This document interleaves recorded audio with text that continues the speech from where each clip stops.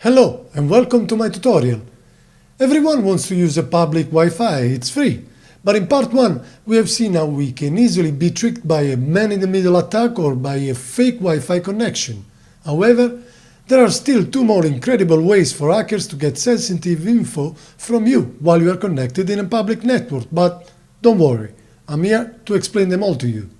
My name is Nicola Scanni. With a degree in multimedia and a passion for technology, I have a tendency to pass along my knowledge in a very simple way. In this video, I will consider 2 more ways cybercriminals can get access to your private data and potentially steal your identity, and what you can do to protect yourself. If you are using a VPN or virtual private network, like the one that you can reach by following the link in my description below, then you are secure from all these types of attacks. This is why in the video next month I will show you how to install and use a VPN. But now let's talk about the risk number 3, packet sniffing. Yes, the name may sound funny, but the actual practice of packet sniffing is far from a laughing matter. This method helps a hacker to acquire airborne information, select them and then analyze it at their own speed. To do this, it's so simple that you don't even need to be an hacker to do it. And in some cases, it's not even illegal. I'm serious. David Maimon, assistant professor in the Department of Criminology and Criminal Justice at the University of Maryland, has investigated the dangers of using public Wi-Fi with his legal team. His team checked whether it's okay to sniff, and, amazing enough, they couldn't find any law preventing anyone from sniffing. It is only illegal if when you log into a public Wi-Fi there is an opt-in where you agree on their terms of use, and these terms specifically mention that you are not allowed to sniff. Therefore, if you log into a public network and there is not a banner or not an opt-in, then it's not illegal at all.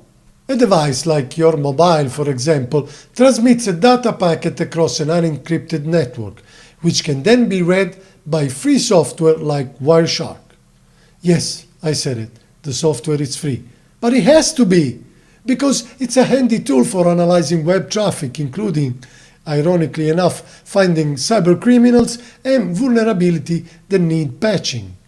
In fact, if you look it up online, you'll even find an how-to guide that teaches you how to use Wireshark. Basically, hackers or anyone can obtain an abundance of data, then scan through it and get important information like password and much more. Solution number 3. What can you do? Once again, you need to rely on strong encryption, so we recommend a VPN.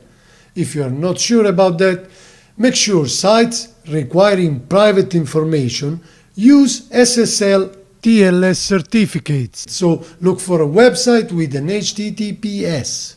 Risk number 4, site jacking, session hijacking. Site jacking relies on obtaining information via packet sniffing. Instead of using data retroactively, a hacker uses it on location.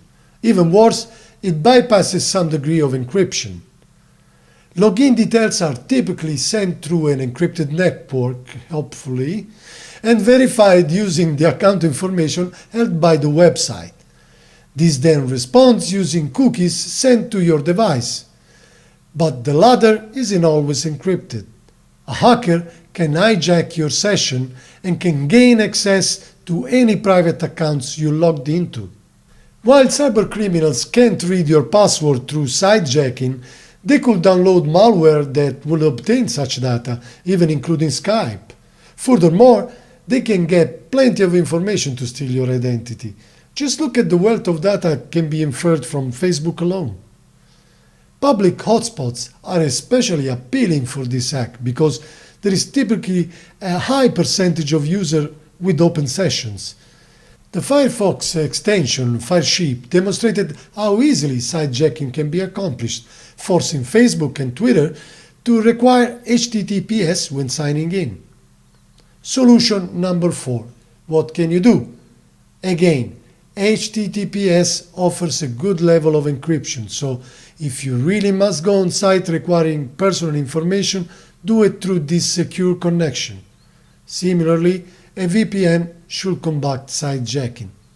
As an added security measure, make sure you always log out when you're leaving a hotspot or risk letting a hacker continue to use your session. With Facebook, you can at least check the locations where you logged in and sign out remotely. Open Settings, Security, where you logged in. Once you don't recognize it, simply click End of Activity and it will log you off that device. This is it for today's tutorial. Next we'll talk about how to install a VPN to your device. If you like my tutorial, do not forget to subscribe to my channel. This way, every first weekend of the month you'll find a new video here on my YouTube channel. If you have a question, please leave a message. I will answer as soon as possible. Thank you for listening and enjoy your privacy while using a private network. Ciao!